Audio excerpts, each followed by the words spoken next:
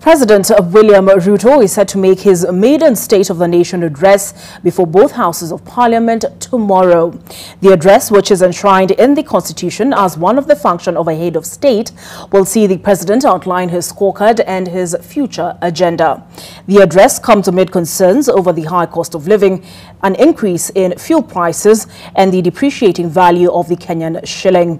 NTV's Sydney Chazima now brings us the President's probable entry in the anticipated State of the Nation address. President William Ruto is set to make a return to Parliament buildings a year and close to 2 months after addressing the opening of the 13th Parliament. Article 132 prescribes that a president shall once every year report in an address to the nation on all the measures taken and the progress achieved in the realization of the national values, gazette the details of the measures and progress of the realization of the values, and submit a report for debate to the National Assembly on the progress made in fulfilling the international obligations of the Republic. The President is expected to outline his scorecard. Many Kenyans will be hoping that the head of state will address the high cost of living and the rising cost of fuel. The country's stock of public debt, which currently stands at 10.5 trillion shillings, of which 54% is external, will most likely feature.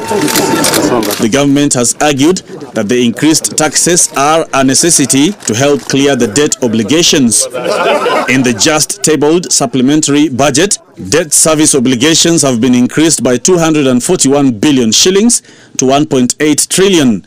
Kenya's Eurobond is set to mature in June 2024. The government affirms that the refunding is fully funded.